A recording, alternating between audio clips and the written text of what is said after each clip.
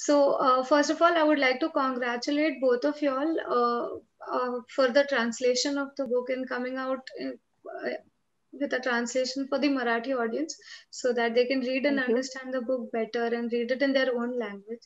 So, Yes, congratulations. this is the book. Yes. Yes. Thank Yes, you. thank you, Nazika. Thank you. Thank you. And let me congratulate Ashlesha for having done the translation so soon and so well. I've Thank you. I've showed it Thank to you. Marathi friends who are writers, and they all say it's been very nicely done. Thank you. Thank you. It's a big thing coming from you, sir. It's my pleasure. Yeah. Thank you. Yeah. So, I think now we can begin the interaction. So, sir, my first question is for you. I wanted you to tell us about the book and how did the idea for the book manifest in itself. Um, well, the idea came from many different sources. Actually, it wasn't just one idea. It was a lot of different things. Look, I mean, I think we are living at a time of extraordinary planetary crisis, as we have now begun to recognize, especially with the pandemic, being as bad as it is. Uh, and all these things are interrelated in one way or another. So I've been thinking about these things for a long time. I've even written about it before. But I suppose I must say that in many ways, the idea came to me when I was in Venice, you know, and it was very striking to me. For one reason or another, I've often been to Venice. I have many friends there and so on. And over the years, I've noticed that there are more and more people from my part of the world, which is Bengal. Venice is actually the whole working class of Venice has now become Bangladeshi. Similarly, I spend a lot of time in Goa, and in Goa too, the whole sort of all the working people now are Bengali. Either Bengali or from Chhattisgarh or from Eastern India. So you can see there's a huge sort of what we might call a sort of movement of people taking place, a huge displacement. So that's, I suppose, I would say where it started.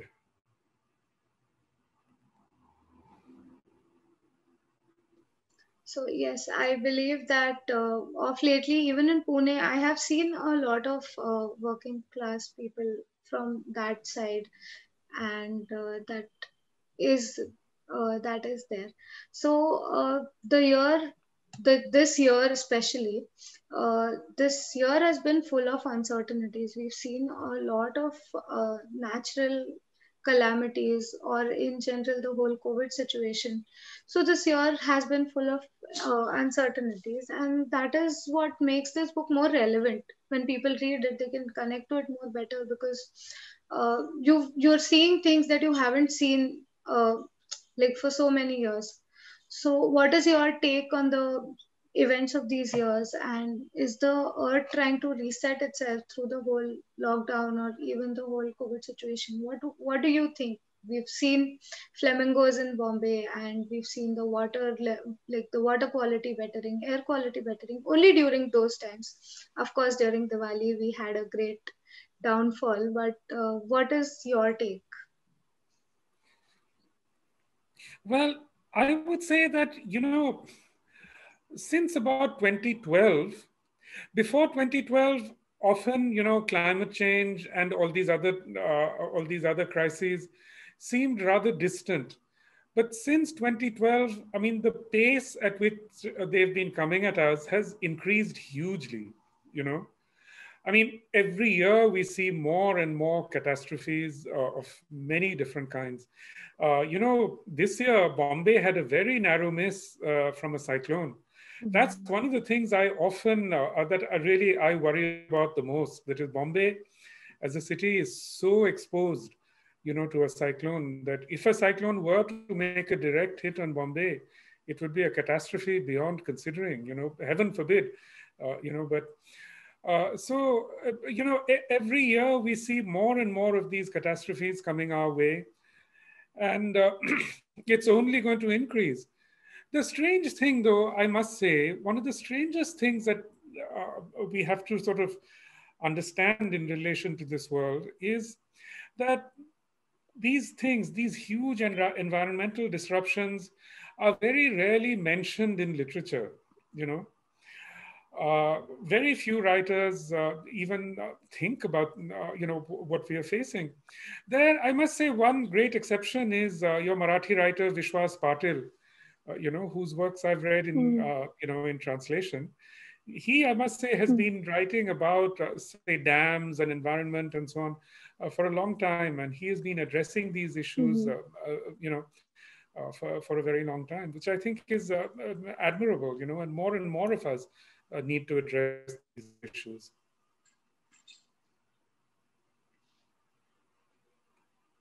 Yes, that is true. So going back to my question, do you think the Earth is in its own way trying to reset itself when we go through these things and we see mass destruction, or we see a lot of people, like there's so much weight on the earth right now, and there's so much waste that we're creating. Maybe it's a very naive thought on my end, but is it the earth's way of revolting, you feel, because of whatever we've been doing to it? Yeah, I mean, see, the thing that we have to understand about the earth is that the earth isn't doing anything to us as such. The earth is completely indifferent to us, But when we change when we change the composition of the atmosphere, the earth responds in a certain way. And that is exactly what the earth is doing. It's, when you say reset, you're suggesting that it may go back to some kind of normal, but it's never going to go back there, It's evolving towards a state, an unknown state, basically. We don't know what lies ahead. We are going from a world that we knew was fairly stable, from an atmospheric system that was fairly stable for, thousands of years. And now, I mean, there were lots of variations even within those thousands of years, but now those variations have become extreme, and we are hurtling towards some new normal. It's not even a new normal. It'll be a new set of normals. It's going to be constantly changing. Right. So, Ashlesha, I wanted to ask you, what was your experience when you were translating this book? My experience, I would say, was, kind of surreal. मी याच्या पुढे मराठीत बोलते, सो सगळ्यांनाच जास्त जवळचं वाटेल. तर माझा अनुभव फारच वेगळा होता किंवा विलक्षण होता असं मी म्हणेन, कारण हे जे खरंच मी जेव्हा हे पुस्तक करत होते तेव्हा आपण सगळे लॉकडाऊन मध्ये होतो, एप्रिल आणि मार्च या महिन्यांमध्ये.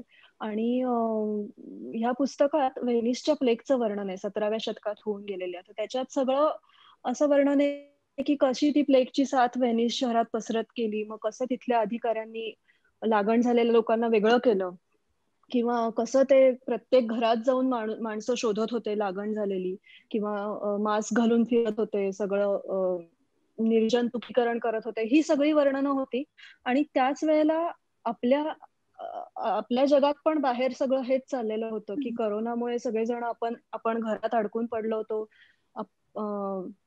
व्हेनिस किंवा न्यूयॉर्क सारख्या शहरांमध्ये तर अशा बातम्या येत होत्या की तिथे आता हॉस्पिटल्स ओव्हरफ्लो होत आहेत, लोकांना जागा नाहीये. आणि अशी सगळी परिस्थिती होती. आणि त्याच वेळेला मी हे सगळं लिहित होते, तर मला असं झालं की म्हणजे नक्की जे आपण लिहितोय ते बाहेर घडतंय, जे बाहेर घडतंय ते आपण लिहितोय, तर नक्की फिक्शन कुठली, रियालिटी कुठली, आणि आपण नक्की कुठे जातोय, असा एक वेगळाच अनुभव होता. म्हणजे काहीतरी हलवून टाकणारा असा तो अनुभव होता असं मला वाटलं. आणि फारच सरियल ज्याला म्हणतो आपण तसा तो अनुभव होता. So I understood quite a surprising amount of that. Okay, great. And I have to say that, for me as well, in writing this book, there were so many surreal moments, For example, you remember there's a whole scene about a museum in Los Angeles and a fire that's coming towards it. That actually happened. But I wrote that 6 months before it happened, So it Oh, was very wow. strange. Too many kinds Yeah. of, Yeah. weird and It is, uncanny yeah, sorts of, very, very surreal. Yeah. very surreal. Yes, True. yes. So, sir, in your book, faith and hope of people are spoken about or are a theme and are central to what we talk about. And do you think that because of what we've been experiencing in the past few months, uh, do you think it has affected people's faith and hope in the things that are beyond them? Well, one thing that I think it has certainly done is that it has torn down this idea that human beings are in control. You know, this is an idea that is very much at the heart of modernity, very much at the heart of especially modern Western culture, that somehow humans are in control. And that has been, that whole idea has emerged since the 18th century, during the European Enlightenment and so on. But there was a moment in the 18th century, in 1755, there was the moment of the Lisbon earthquake, when there was this huge earthquake which destroyed all of Lisbon, including all the churches and everything. And that had a profound impact on many intellectuals like Voltaire and so on. And suddenly they realized that, there is no such, that, human beings can never be in control. And I think that again I certainly hope that has happened right now, because in large part, these crises that we are facing have risen out of human arrogance, just out of a belief that, humans are so special that we can fix everything, we can do whatever we like, and that there's always going to be a technological fix. And here we've seen, it's most striking in the United States, which is such a highly technologically advanced society, which has so many kinds of, it's invested so much over the years in, in medical preparedness and in biological research, etc. Yet it proved to be, when the crisis actually came, it was completely paralyzed. There was nothing it could do. So I think it's very important for us. I think this has been a moment when people have begun to realize that, those ideas that technology alone can solve everything, I think that is gone. And it should be gone, because we should realize that, at this moment, the only thing that really works is solidarity and empathy. You don't need trillions of dollars invested in biochemical research when you can actually solve this problem simply, or you can lessen the problem simply by wearing a mask. You do it out of solidarity with your people, the people who are around you, and out of empathy. So I think this is at least one of the most important lessons that comes from this, that in the end, we have to rely on each other. True. But sir, do you think then, do you think we can expect a change in the approach? Like, I am not just talking about the COVID times, but going forward. So COVID has led to an increase in the plastic waste generation. So a lot of talk has been around using more sustainable products or more organic products, but it's very difficult to see that happening. Despite a plastic ban, you will see a lot of shopkeepers selling, like giving out plastic bags and everything. Do you think we can expect an approach, or do you what do you believe? See, one of the very disappointing things about this whole pandemic is that actually global emissions have not declined very much.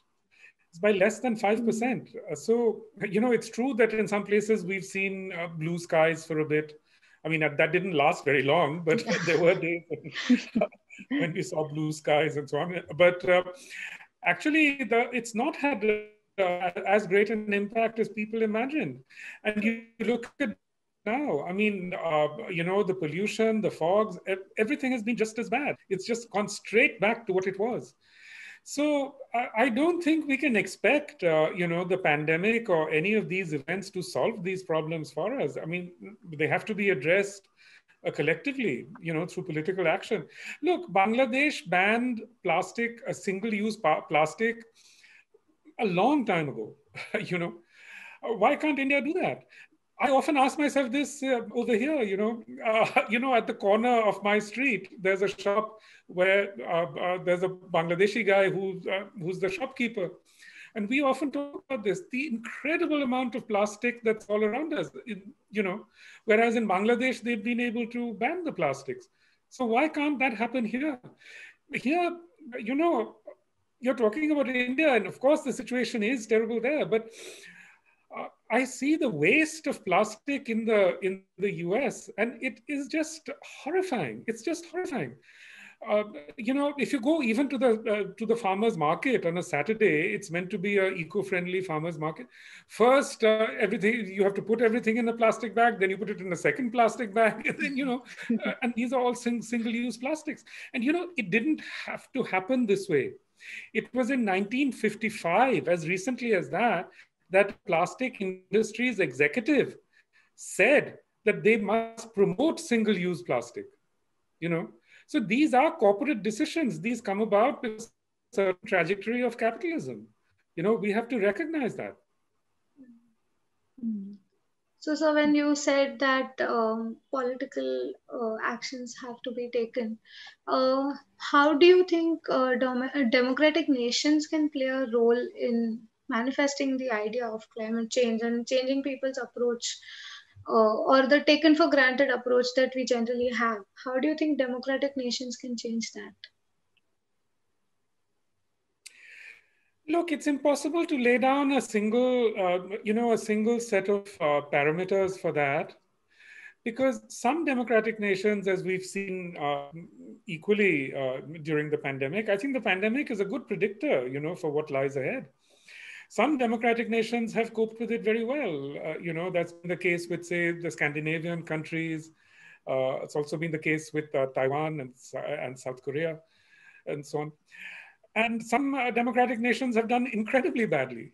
The US, the UK, France, even Italy has not fared at all well, whereas New Zealand and so on have done quite well.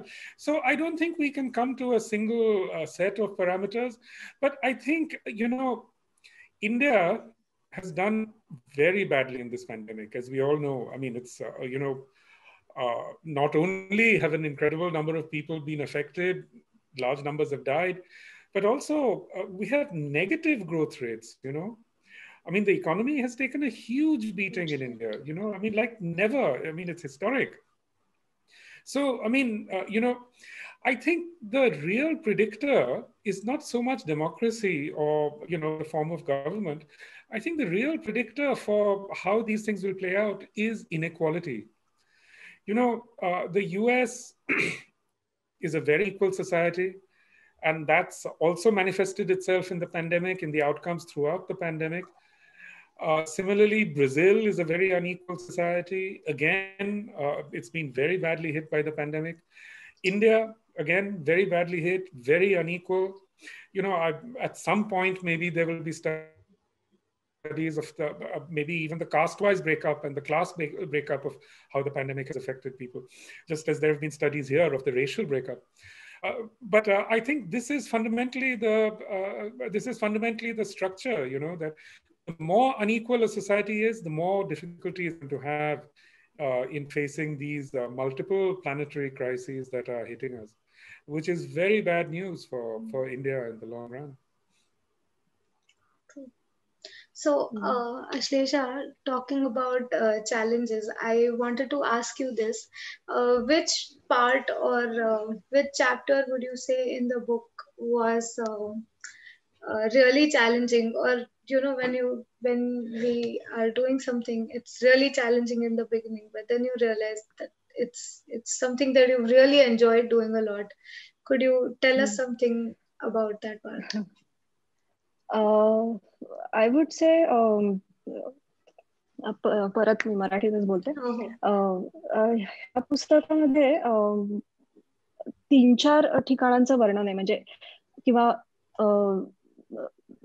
3-4 ठिकाणं character म्हणून त्या पुस्तकात येतात. एक तर कलकत्ता आहे, त्याच्यानंतर सुंदरबन आहे कलकत्त्यातलं, व्हेनिस आहे आणि ब्रुकलिन चं थोडंफार येतं, पण व्हेनिस, कलकत्ता आणि सुंदरबन हे 3 महत्वाचे त्यातले ठिकाणं आहेत. आणि सुदैवाने मी व्हेनिस आणि कलकत्ता ही दोन्ही शहरं बघितलेली आहेत, पण सुंदरबनचं जे काही वर्णन आहे किंवा तिथली जी काय दलदल, तिथले मॅनग्रुव्ज आणि मग तिथे असणारं एक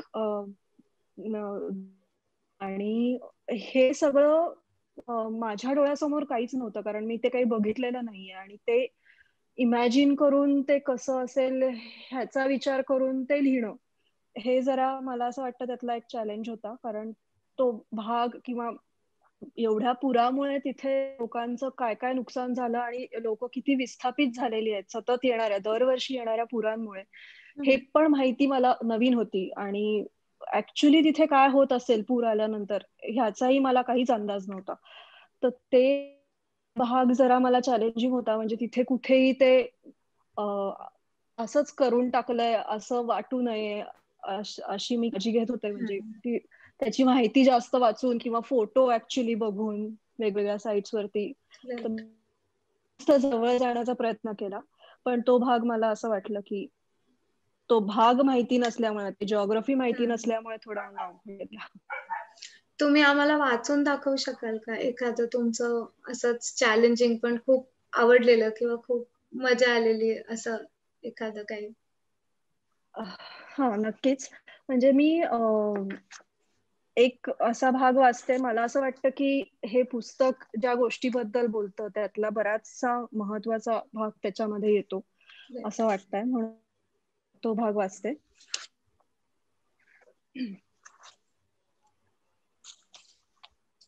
सभागृहात प्रवेश केल्यावर मला बरेच ओळखीचे चेहरे दिसले.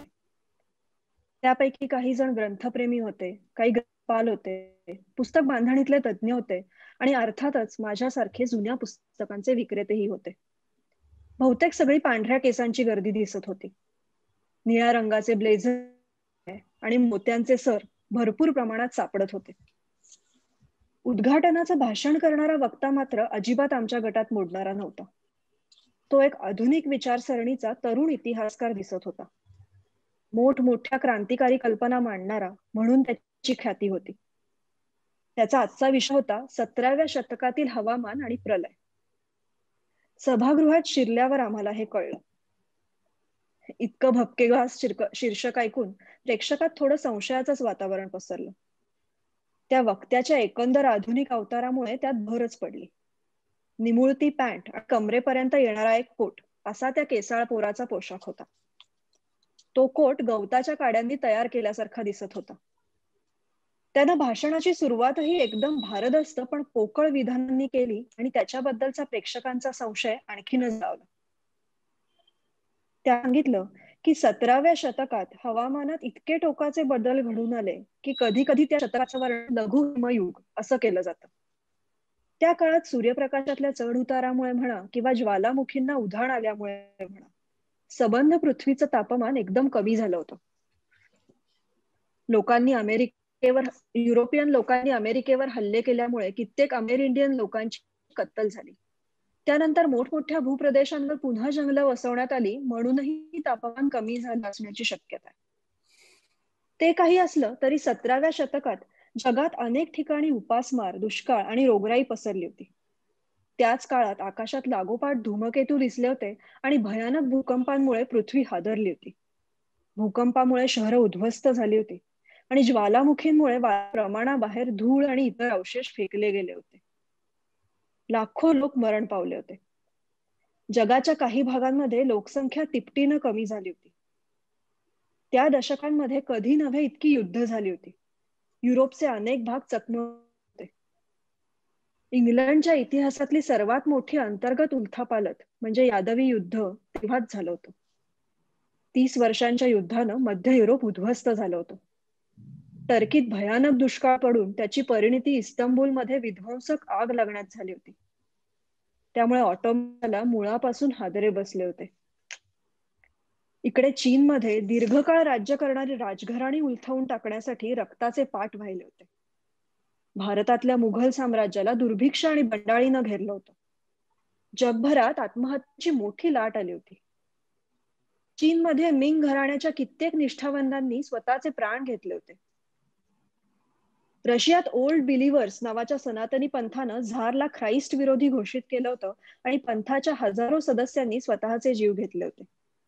सगळीकडे जगप्रलयाची चर्चा होती. आकाशात दिसणारे धूमकेतू म्हणजे जगाचा विनाश सूचित करणारे अपशकुन आहेत असं समजलं जात होतं. पृथ्वीवरचे काही जीव सुद्धा विनाश आहेत असं मानलं जात होतं. पृथ्वीवर अनेक ठिकाणी टोळधाडींमुळे आकाश काळवंडून गेलं होतं. उंदीर आणि घुशींसारख्या प्राण्यांनी जमीन पोखरून काढली होती. इटलीमध्ये कोळ्याच्या चाव्यांमुळे होणाऱ्या भ्रमिष्टपणात अचानक खूप वाढ झाली होती. इंग्लंडमध्ये बुक ऑफ डेव्हिड मधलं पशूंची स्वप्न वाचून फिफ्थ मोनार्किस्ट नावाच्या पंथानं सरकार विरुद्ध उठाव केला होता आणि त्याबद्दल त्या सगळ्यांची निर्घृण कत्तल करण्यात आली होती. पुढे तो वक्ता असं म्हणाला की त्या युगातला सगळ्यात मोठा विरोधाभास म्हणजे ही उलथापालथ चालू असतानाच त्या जोडीला असामान्य बौद्धिक आणि सर्जनशील घुसळण होत होती. प्रबोधन काळाची सुरुवात इथूनच झाली. हॉब्स, लिबनिट्झ, न्यूटन, स्पिनोझा आणि दकार्त हे त्याच शतकातले. साहित्यातल्या, कलेतल्या, वास्तुकलेतल्या उत्तमोत्तम कलाकृती ह्याच काळात जगाला श्रीमंत करून गेल्या. इथे त्यांनी 17व्या शतकातल्या काही उत्कृष्ट कलाकृतींची नावं घेतली. त्यापैकी एक होता ताजमहाल. ते ऐकून माझ्या स्मृती चाळवल्या आणि मन पुन्हा भारतात गेलं. ताजमहाल बांधला त्याच सुमारास बिष्णुपूरची देवळही बांधली गेली होती हे माझ्या लक्षात आलं. त्यावरून मला बंदुकीच्या व्यापाराचं स्मारक आठवलं आणि मग अचानक मला त्या कथेतले दुष्काळाचे, उपासमारीचे, वादळांचे आणि प्लेगचे उल्लेख आठवले. त्या कथेचा फार मोठा भाग ह्या आपत्तींनी व्यापला होता. लघु हिमयुगाच्या काळात त्या आख्यायिकेचा जन्म झाला असेल का? थोडा वेळ मी माझ्याच विचारात गढून गेलो. पुन्हा भानावर आलो तेव्हा भाषण संपल्याचं माझ्या लक्षात आलं. Wow. I think Ashlesha read that very beautifully. Yes. And I'm so glad you chose that particular passage. Yes. Yeah, that is very important, I think. And त्याच्यात तो टोळधाडीचा पण उल्लेख आहे ते पण नंतर आपण बघितलं होतं की नंतर टोळधाडी पण आल्या होत्या महाराष्ट्रामध्ये. Right right exactly. मी आता तोच विचार करत होते की टोळधाड पण झाली म्हणजे किती गोष्टी झाल्या आणि मग त्या कंपॅरिझन मध्ये मला आपल्याला हे वर्ष तरी म्हणजे इतकं I don't know what to say. I know. So sir, what would you say, like you've said in the book also, or you've made reference to the folklore that is there in Bengal, in the Sundarbans. So do you think revisiting ancient folklore or relearning these things, because obviously all of us have heard them somewhere or the other as children, or we've come across them, but do you think relearning them and believing in what is being told and understanding and applying it to the contemporary world or the world that we're living in right now would help us in a way to understand better as to what should be done? Because one thing that we see is when in older yeah, you were saying, we have to understand that the crisis that we are in is in some profound way a crisis of storytelling. It's a crisis of the stories that we live with. There's a very brilliant American botanist who is of Native American origin, and she's written a wonderful book called Braiding Sweetgrass. And in this book, she describes, she's also a college professor, teaches botany, ecology, etc. And one day she asked all her students whether there was anything positive about the relationships between humans and nature. And her students, all Americans, said they couldn't think of a single positive relationship between humans and nature. And as this writer, her name is Robin Kimmerer, and she says, it's because they had never heard any stories about how to relate positively to the earth. So we have to have some sense of positivity, in the forms of relationship that we have with the earth. And in this way, I think most of all, the stories told by Dalits and Adivasis are very important in this regard, because in so many ways, they are the ones who are close to the soil, you know. So, for example, the story of Monasha Devi is a very ancient legend. I mean, it predates actually Brahminical Hinduism and so on. It's a very old legend in Eastern India. It's told in Assam. It's told in Bangladesh, everywhere. And it's a legend which is actually shared by people of all faiths, the people who live on the land. In fact, the Monasha Devi films that have been made in Bangladesh, actually. It's very striking. So it's kind of, this is one way of thinking about our relationship with the earth in a positive way. And that is exactly what the Monasha Devi story is. I mean, what is the story? The story of Monasha Devi is she speaks for non-human beings of all kinds, including snakes, but also she speaks for the weather, she speaks for atmospheric events. And on the other side, you have the merchant, Chand Saudagar. And the merchant represents profit. The merchant wants profit. So what you really have in the story is the pairing of the needs of the non-human and the needs of humans, And what the story recognizes is that if humans do not check themselves, they will overreach and they will consume everything that is around them. So, in such a powerful and profound way, this ancient story understands the plight that we are now in, when out of a sort of relentless hunger for more and more and more profits, we have been devouring the earth, So, that positive relationship is very much within, many of these very ancient legends. Similarly, the Bonbibi story of the Sundarban is again about finding a balance between humans and non-humans. And that is, I think, a very crucial thing at this particular point in time. Who speaks for the non-human? Where does the non-human speak? And that in our present day literature, non-humans have no voice. Whereas if you look at these ancient stories, they represent the voice of the non-human, and that is something which is very important, I think, for us to try at this particular moment, to realize that, for us as storytellers, this is what storytellers did historically, and that it's an increasingly urgent task today. So, sir, this actually brings me to my next question. So my question is that in older times, we had these tales, or even if you go a little after that, we had the Pope or these religious leaders who people had faith in, who people wanted to listen to, and if they told them something, be it right or wrong, but people followed. But the younger generation now, there is no system, I would say, of belief that we would just accept because someone has told us something. So how do we, but still these climate changes that we talk about, or right, like you said right now, the demands of the non-human that are not being met because the nature is being exhausted trying to satisfy the human needs. So how do we communicate? Like who do you think would would be essential in communicating these ideas, or how do you think these ideas can be reached to the younger generation?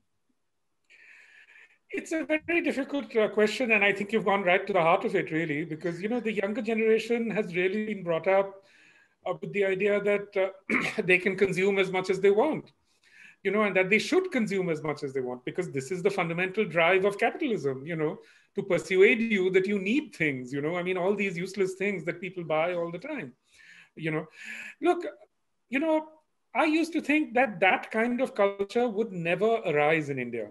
When I was a child, for example, we never wasted anything. I mean, we were middle-class people, but we never wasted anything.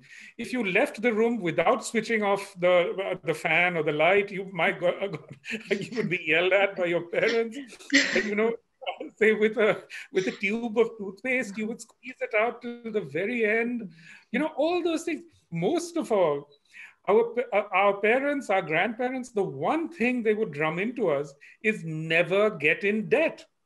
And that's something which is very much present in my mind. I think of debt as a horror. But look at how much Indian culture has changed. Capitalism destroys everything, really. Because now I see younger Indians, they're just as careless about leaving the lights and fans on as people in the West. I used to think long before that, when I first visited America and I saw all these people, a single person driving a car and no one else in the car, I used to think this can never happen in India. People will always have 3 or 4 people inside the car. Now you look out of your window anywhere in India and it's one person driving a car, in the same pattern. Similarly, every other day you must be getting a thing from your bank saying, take more debt, take more credit cards.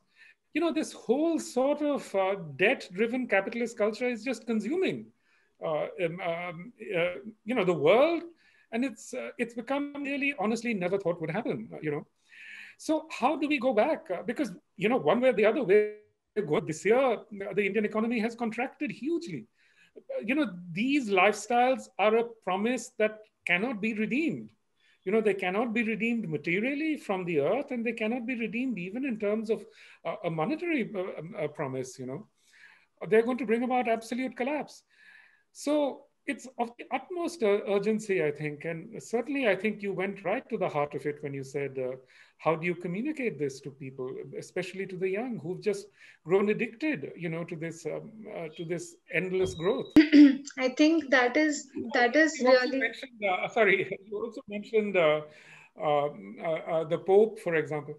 Look, the Dalai Lama has spoken at great length about finding ecological balance, and most of all, Pope Francis. I really think he has set an example for the world's leadership. And what is so remarkable about the way that he has been speaking about, especially climate change and the planetary crisis, is that he has placed the needs of the poor at the center, of his appeal, which is not the case actually often with scientific treatments of climate change, because often, those are technocratic documents which in the end will privilege the already privileged, But this is what is really remarkable about the Pope, that he constantly comes back to this, where he says that any truly ecological approach listens at once to the cry of the poor and the cry of the earth. And he has said this more clearly and more powerfully than anyone. So I really think he's set an astonishing example for the world.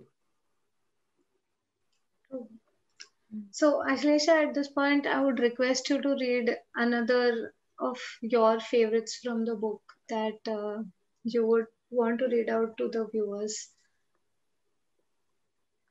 Okay. It's a small passage that... I think she's frozen. Is it? Yes. No, you're back. Yeah. दिनो, असं अजिबात म्हणत जाऊ नकोस. ती सावकाश एक एक शब्दावर जोर देत म्हणाली. आधुनिक माणसं फक्त एक गोष्ट म्हणून काही घटनांची वासलात लावतो, तसं 17व्या शतकात कोणीही केलं नसतं. सामान्य घटनांच्या एवढंच काय, पण माणसाच्या असणाऱ्या दिशा अशा कहाण्यांमुळे खुल्या होतात हे तेव्हा माणसांना माहीत होतं. आपल्या अस्तित्वात अगदी खोलवर दडून बसलेल्या गूढ तत्वापर्यंत पोहोचणं फक्त कहाण्यांमधून आपण मागे वळून पाहतो ती अंतःप्रेरणा. अशा खरोखर महत्वाच्या असलेल्या जाणीवा तिथे असतात. त्यांचं अस्तित्व सिद्ध करता असतात. अदृश्य, अव्यक्त किंवा मूक अस्तित्व आपल्याशी त्या कथांमधूनच संवाद साधतात. तीच भूतकाळाला आपल्यापर्यंत आणून पोहोचवतात. चिंता ही जरा अतिशयोक्ती नाही का होत? नाही रे कारो, आख्यायिकांमध्ये फार मोठी ताकद असते. त्या कमी ऐकू नकोस. त्यांच्यात काहीतरी मूलभूत, काहीतरी गूढ तत्व असतं, इतर प्राण्यांपासून आपल्याला वेगळं करणारं. माणसाला माणूस बनवणारं काय असेल तर ते गोष्ट कसब असं म्हणतात. ना तू? मी मान डोलावली. हो, ऐकलंय. पण सत्य त्यापेक्षाही अद्भुत असेल तर, ही वस्तुस्थिती उलटी असेल तर, म्हणजे कथा सांगायला फक्त माणसांना येते असं नसून प्राणी अवस्थेतलं अजून आपल्यात टिकून राहिलेलं ते शेवटचं कसब असेल तर, भाषेचा जन्म होण्याच्या आधीच्या काळाचे ते अवशेष असतील तर, आपणही जेव्हा इतर सजीव प्राण्यांप्रमाणे संभाषण करत होतो त्या काळातले, नाहीतर प्राणी फक्त गोष्टींमधूनच बोलताना दिसतात असं का? मग सूर, असुर आणि प्रत्येकाबद्दल तर बोलायलाच नको. अशा कथांमधूनच तर हे विश्व आपल्याशी संवाद साधत असतं. त्या ऐकायला आपण शिकलो नाही तर त्याची शिक्षा नक्कीच भोगावी लागणार. Lovely, thank you. Thank you. Very, very beautiful. It is about the storytelling that you were telling previously. Yes. Well, I must say, Ashlesha ji, you read so well. I mean, without any missteps or corrections. Thank I you. read very badly, so I'm always terrified of that. But you are a master storyteller. Let us read your stories. So, sir, another theme that was explored in your book is that of migration. And coincidentally, this year, we saw a lot of migrant workers face a lot of issues due to the lockdown, and there was similar refugee crisis. So we've had that in the last few years, but this year it was highlighted because of the whole lockdown situation. So, what do you feel about this? Like, what should the government take better steps towards it, or how can it how can we drive a change in that scenario? What was really stunning to me is that when the government imposed the lockdown, they don't seem to even have considered this possibility. You know, most of us who live our daily lives in any big city in India, we know that half the people who work are migrants. I mean, no matter whether it's domestic help or whether it's construction or whatever, any ordinary person can see that. This is true even in Calcutta. I mean, the people who work in people's houses come from the Sundarban, by train. So I just don't understand how could not have made any provision for this, how they could have imposed this lockdown without making any provision for this. And in the long run, this is going to have a disastrous impact, because many of those people are so traumatized that they will never back. I mean, this has completely eroded their trust in society itself. Because, the government was providing planes for middle-class Indians who were stranded here and there. But they wouldn't set up trains or buses for these unfortunate people. You think of a migrant situation, I mean, this was like April, May, when it's so hot. They're stuck indoors. They often have no place to go. They have, often have no food unless they can earn a daily wage. And for them to be stuck in place like this, it's just horrifying. So, and you particularly take the case of the migrant workers who were going back to the Sundarban or to Bengal, walking all this way from Western India or Central India, walking literally hundreds of miles. And then they arrive, there's a cyclone. While they're on the open road, there's a cyclone coming at them, Cyclone Amphan, which had a dreadful impact on all. What we see here is really a pattern. It's a pattern of intersecting crises. And I mean, what we saw was really beyond belief, I would say. I mean, it was really a failure of governance on a epic scale. That's all that can be said about it, really. True, it was very disheartening, and media continued talking about how stranded Indians were being brought back, but they were also at the same time talking about how these people couldn't. But somehow there was no question, like you said right now, somehow there was no question that why is there so much inequality? Why do these people who barely earn money enough to survive one single day, like daily wage earners basically, why is it that they were forced to walk back or cycle back home? And that is really a question. It's horrifying. So Ashlesha, my question to you is, who according to you हे पुस्तक कोणी वाचलं पाहिजे तुमच्या मते? who should be reading this book? हे पुस्तक म्हणजे मी असं म्हणेन की हे खूप वेगवेगळ्या प्रकारच्या माणसांची कहाणी, तशीच ती पर्यावरणाची पण कहाणी आहे. म्हणजे एका ठिकाणाहून दुसऱ्या ठिकाणी सतत स्थलांतर करणारे, कुठल्याही कारणाने असू दे, नवीन संधीच्या शोधात जाणारे, किंवा आपण जिथे राहतोय तिथे आपल्याला काहीच ऑप्शन उपलब्ध नाहीयेत म्हणून दुसरीकडे स्थलांतर करणारे, ह्यापैकी कुठल्याही स्थलांतर करणाऱ्या माणसांची ही कहाणी आहे. किंवा साधं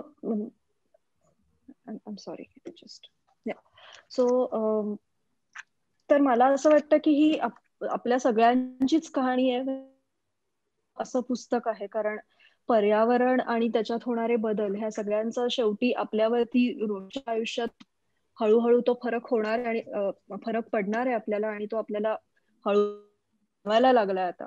आणि तर ते आपल्याला त्याच्याबद्दल जागरूक होणं किंवा ते समजून घेणं निदान की हे काय आहे, काय होतंय, कशामुळे होतंय, हे आवश्यक आहे. तर ते हे हवं असं पुस्तक आहे त्याच्यामुळे, कारण आपल्याशी संबंधितच या सगळ्या गोष्टी आहेत आणि आपल्यावर परिणाम करणाऱ्या गोष्टी आहेत सगळ्या.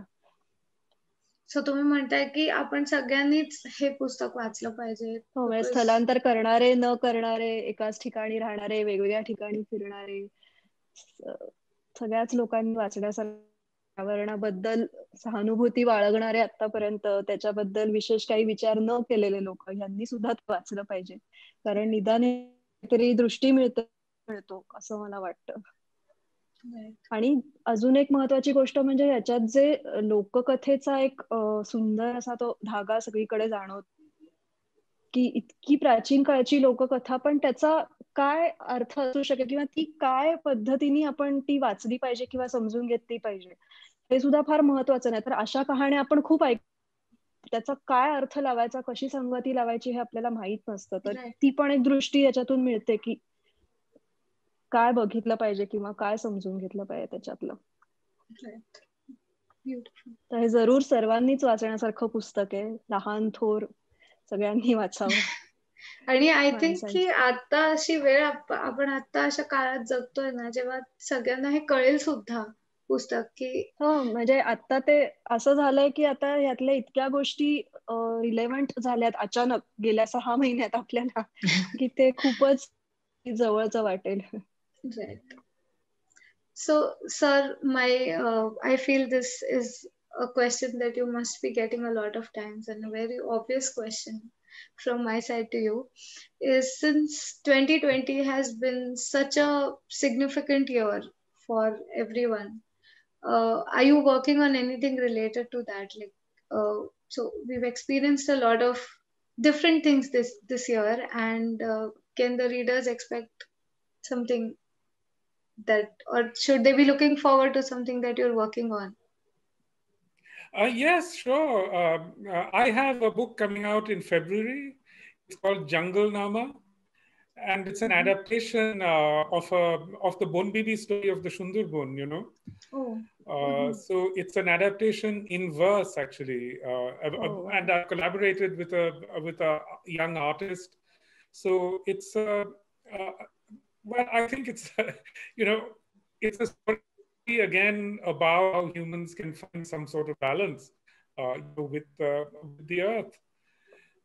So you know, I think there's a certain urgency to it. I think just you know, children need to have a greater exposure, you know, to other kinds of stories. I mean, you know, stories that speak of these things. So I hope, you know, so that book will be out in February.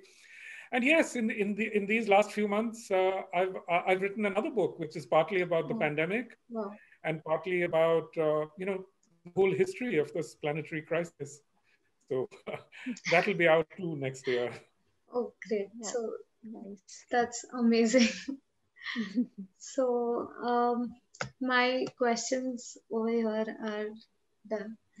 And I think it was really, honestly, it was the biggest honor for me to, even you, Ashlesha, for that matter. This was Yeah.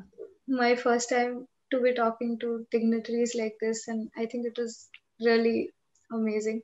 And I think I want to read the Marathi book also.